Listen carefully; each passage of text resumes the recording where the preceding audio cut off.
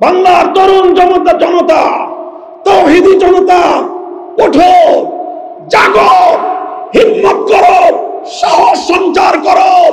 এই শিরকের সকল অক্তিভক্ত পাশের সকল বন্দিশালা ভেঙে গুড়িয়ে দিতে হবে।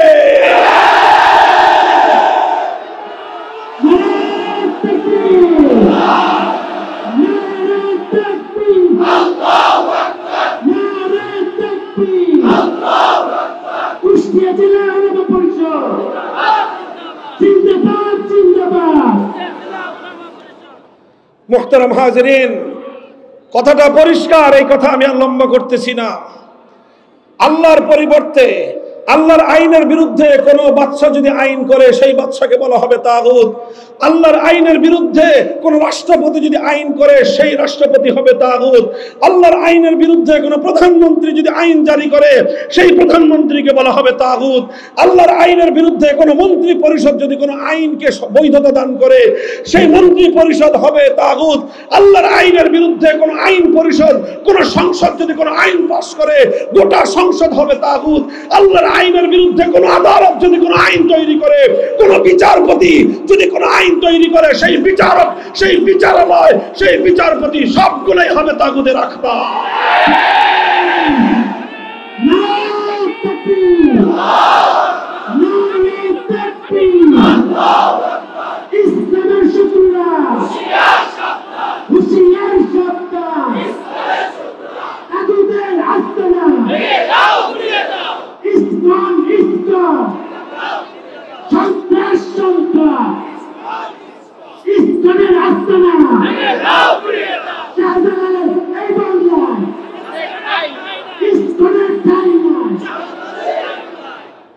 মুহতারাম হাজিরিন, তাগুতের পরিচয়টাকে বুঝবার পর এই প্রসঙ্গে আমি আমার সর্বশেষ বক্তব্য যেটা বলতে চাই, দীর্ঘ আলোচনায় যাব না, এটা আজকে আমি আমার আলোচ্য বিষয় হিসেবে সিলেক্ট করেছিলাম না, কিন্তু প্রসঙ্গ এবং সময়ের দাবি আমাকে এদিকে নিয়ে আসলো।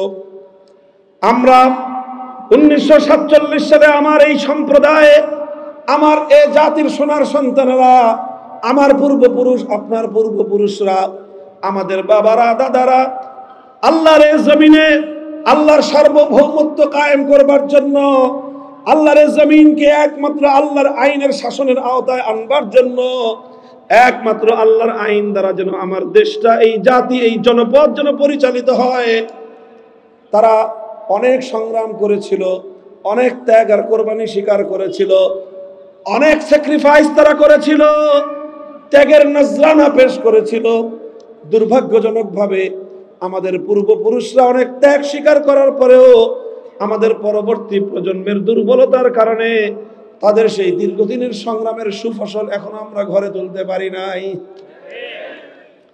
দেখেন 1947 সালে যখন ব্রিটিশরা এই দেশ থেকে চলে যায়, দেশটা যখন বিভক্ত হয়, ভারতবর্ষ দুই ভাগে ভাগ হলো, একটা ভাগ ভারত আর একটা ভাগ হলো পাকিস্তান। কেন দুই ভাগে ভাগ হয়েছিল? মুসলমানরা একটা দাবি তুলেছিল, গোটা ভারতবর্ষের মুসলমানরা।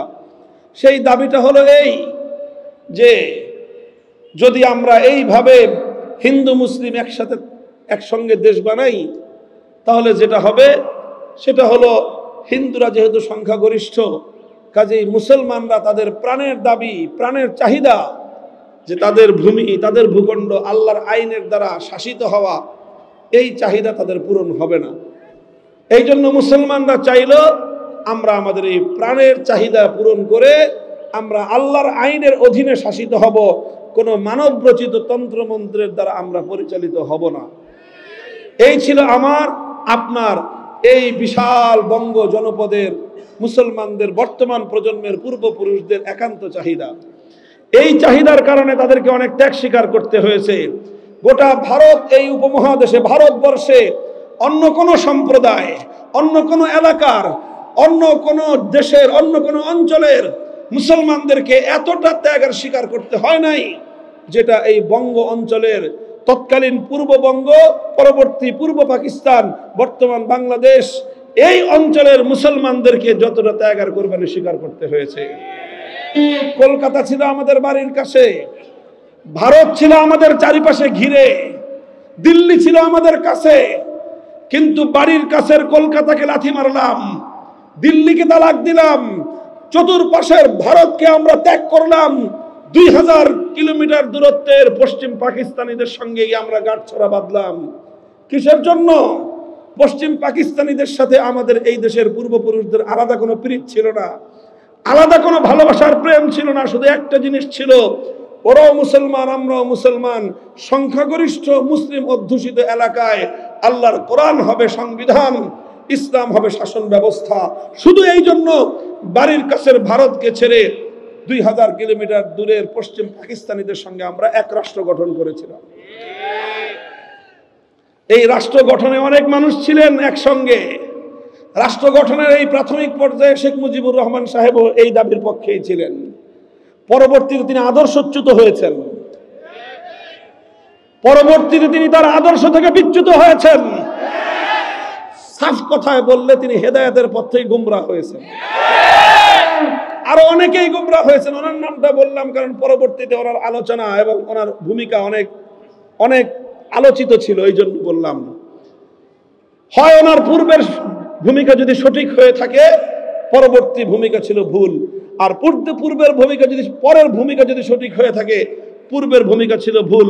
আমরা মনে করি তার পূর্বের ভূমিকাটাই সঠিক ছিল, পরবর্তী ভূমিকাটা ভুল ছিল, পথচ্যুতি ছিল, বিভ্রান্তি ছিল, গুমরাহি ছিল। তার 1947 সালে এই অঞ্চলের জনপদের মুসলমানরা বাড়ির কাছের ভারত, দিল্লি আর কলকাতাকে ছেড়ে পশ্চিম পাকিস্তানিদের সঙ্গে গাঁটছড়া বেঁধেছিল একটা কথার উপরেই। পশ্চিম পাকিস্তানিরা এবং তাদের লিডার মোহাম্মদ আলী খান জিন্নাহ জাতির সঙ্গে অঙ্গীকার করেছিলেন, ওয়াদা করেছিলেন যে আমরা আমাদের এই দেশে, মুসলিম দেশে কোরআন হবে সংবিধান, শাসনতন্ত্র হবে ইসলামী, ইসলামী শাসন ব্যবস্থার দ্বারাই দেশ পরিচালিত হবে।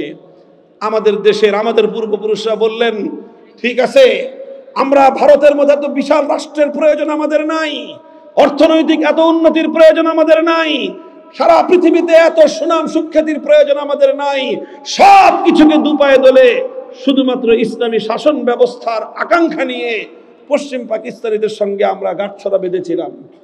দুর্ভাগ্য, সেই পশ্চিম পাকিস্তানি খান পাঠানরা 24টা বছর আমাদের সঙ্গে বিশ্বাসঘাতকতার বেইমানি করেছে। যখন 47 সালে দেশ বিভক্ত হলো, আমাদের ওলামায়ে কেরাম বারবার তাদেরকে বললেন, অঙ্গীকার পুরা করেন, আল কোরআনের শাসন কায়েম করবেন বলেছিলেন, কই কোরআনী শাসন কোথায়? শাসকরা বলতো যে দেশটা এখনো শিশু রাষ্ট্র, তো হুজুর এই শিশুটা এখনই যদি এদেরকে কোরআনী শাসন দিতে যাই তাহলে এই শিশু হজম করতে পারবে না, এখন একে লিকুইড খাওয়াইতে হবে, শক্ত খাবার খাইতে পারবে না, এই জন্য কিছুদিন তাকে পশ্চিমা শাসন ব্যবস্থার লিকুইড খাবার ফিডারে করে খাওয়ায়ে শিশুটা যখন একটু বড় হবে, কোরআনী শাসনের শক্ত খাবার যখন খাইতে পারবে, তখনই আমরা এই শিশুকে কোরআনী শাসন দিব। ভালো কথা। 5 বছর পরে আবার হুজুরে জিজ্ঞাসা করলো, আপনার শিশু কি বড় হয়েছে? কয় না, এখনো বড় হয়ে সারে নাই। 10 বছর পরে আপনার শিশু বড় হয়েছে? কয় না, এখনো বড় হয়ে সারে নাই। 20 বছর পরে হুজুর আবার জিজ্ঞাসা করলেন, আপনার এই শিশু বড় হয় নাই? কয় না, হুজুর এখনো বড় হয় নাই। আমার আব্বাজান শাইখুল হাদিস রহমতুল্লাহ আলাইহি বলতেন, 24 বছর যখন হয়ে গেল তখন দেশের মানুষ সিদ্ধান্ত নিল, যেই পোলা 24 বছরেও সাবালক হয় না, যেই পোলা 24 বছরেও প্রাপ্তবয়স্ক হয় না, এটা 90 বছরেও হবে না, এই পোলার দরকার নেই। পাকিস্তান ভেঙে দাও, আল কোরআনের শাসনই যদি না হবে, পশ্চিম পাকিস্তানিদের সঙ্গে আমাদের কিসের সম্পর্ক? আমরা শুধু কোরআনী শাসনের জন্য তোমাদের সঙ্গে ঐক্যবদ্ধ হয়েছিলাম। কোরআনী শাসন যদি না পাই, রাষ্ট্রের প্রয়োজন আমাদের নাই, মানচিত্রের প্রয়োজন আমাদের নাই, পতাকার প্রয়োজন আমাদের নাই। মানচিত্রের চেয়ে, পতাকার চেয়ে, ভূগোলের চেয়ে আল্লাহর কোরআনী শাসনকে আমরা বেশি ভালোবাসি।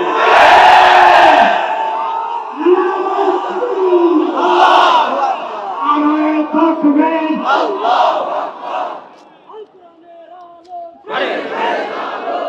1970-এর জাতীয় নির্বাচনের সময় তখন শেখ মুজিবুর রহমান সাহেব ভালো একটা কাজ করলেন, মনে হয় তার জীবনের সবচেয়ে পুণ্যময় কাজটা তিনি 70-এর নির্বাচনের সময় করলেন। তিনি বললেন যে আমাদের আওয়ামী লীগের নৌকা প্রতীকে যদি আপনারা ভোট দেন, আমি জাতির সঙ্গে ওয়াদা করতেছি, প্রতিশ্রুতি দিচ্ছি, কোরআন সুন্নাহ বিরোধী কোনো আইন আমরা করব না। কোরআন সুন্নাহ বিরোধী কোনো আইন না করার অর্থই হলো সার্বভৌম ক্ষমতা কার? আল্লাহ। তিনি এই কথা ঘোষণা দিলেন। আরে ভাই, এটা শুধু আমার মুখের কথা না, ইতিহাসের কথা। বাংলাদেশের স্বাধীনতার ইতিহাস পড়েন। 1970 সালের আওয়ামী লীগের নির্বাচনী ইশতেহার পাঠ করেন, দেখেন যদি সেখানে সেই কথা না পান, ওয়াজ করা বন্ধ করে দিব। 70-এর জাতীয় নির্বাচন তিনি অঙ্গীকার করেছিলেন, জাতির সঙ্গে ওয়াদা করেছিলেন কোরআন সুন্নাহ বিরোধী কোনো আইন তিনি করবেন না। এরপরে জনগণ তাদেরকে ভোট দিলেন, মানে একদম বাক্স ভরে দিলেন, উপচে দিলেন। গোটা বাংলাদেশ ঝাঁপায় পড়ল নৌকার পক্ষে। নিরঙ্কুশ সংখ্যাগরিষ্ঠতা তিনি পেলেন। পশ্চিম পাকিস্তানিরা ক্ষমতা দিল না তাকে, না দিয়ে 25শে মার্চ 71-এর ভয়াল কালো রাতে আমাদের দেশের উপর হামলে পড়লো। 26শে মার্চ স্বাধীনতার যুদ্ধ ঘোষণা হলো। 9 মাসের রক্তক্ষয়ী মুক্তিযুদ্ধের পর 1971-এর 16ই ডিসেম্বর বাংলাদেশ স্বাধীন হলো। আর এই পূর্ণ সময়টা শেখ মুজিবুর রহমান সাহেব পশ্চিম পাকিস্তানের জেলখানায় বন্দিত্ব থাকলেন, আপ্যায়িত হইলেন। এরপরে 71-এর স্বাধীনতা অর্জিত হওয়ার পর তিনি পশ্চিম পাকিস্তান থেকে মুক্ত হলেন। মুক্ত হয়ে লন্ডনে গেলেন। ভারতের প্রধানমন্ত্রী শ্রীমতী ইন্দিরা গান্ধীর সঙ্গে একান্তে কথোপকথন হলো, আলাপ আলোচনা হলো। দেশে ফিরবার সময় শ্রীমতী ইন্দিরা গান্ধী তৎকালীন ভারতের প্রধানমন্ত্রী শেখ মুজিবুর রহমান সাহেবের মুজিব কোটের পকেটের মধ্যে একটা চিরকুট ধরায় দিলেন। এই পকেট মানে হলো প্রতীকী কথা বলতেছি, পকেটেই ঢুকাইছি এটা কোনো জরুরি না, মানে ওনাকে একটা ছোট্ট চিরকুট ধরায় দিলেন। ওই চিরকুটের মধ্যে মূল কথা যেটা ছিল সেটা হলো এই, তোমার দেশের সংবিধান হবে ভারতের সংবিধান।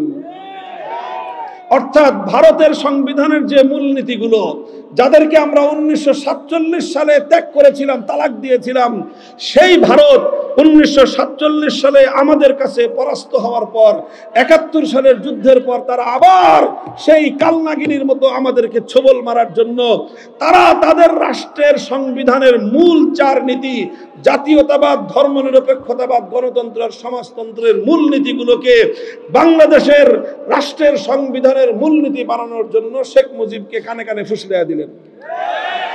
শ্রীমতী ইন্দিরা গান্ধীর কথায় শেখ মুজিবুর রহমান সাহেব দেশে ফিরে এসে 1970-এর যেই নির্বাচনের উপর ভিত্তি করে 71-এর স্বাধীনতা হলো, যেই নির্বাচনের উপর ভিত্তি করে 71-এর গণপরিষদ গঠিত, 71-এর সংসদ গঠিত হলো, যেই নির্বাচনের ফলাফলের ভিত্তিতে বাংলাদেশ রাষ্ট্রের স্থায়িত্ব হলো, বাংলাদেশ রাষ্ট্র স্থাপিত হলো, তিনি সেই 70-এর জাতীয় নির্বাচনের সময় জাতির সঙ্গে কৃত ওয়াদা এবং অঙ্গীকার ভুলে গিয়ে সর্বপ্রথম তিনি সংবিধানের মধ্যে কুফরি ধর্মনিরপেক্ষতা মতো একটি কুফরি মতবাদকে অন্তর্ভুক্ত করে জাতির সঙ্গে গাদ্দারি করলেন। এটাকে গাদ্দারি বলা ছাড়া কোনো উপায় নাই। যদি আপনি কোরআনের সংবিধান না দিবেন, যদি আপনি ইসলামকে মাইনাস না করবেন, তাহলে কেন 70 সালে জাতির সঙ্গে ওয়াদা করেছিলেন কোরআন সুন্নাহ বিরোধী আইন করবেন না? 72-এ সংবিধান তৈরি করে বাংলাদেশে ইসলামী রাজনীতি নিষিদ্ধ করে দিলেন। তিনি তো ইসলাম কায়েম করবেনই না।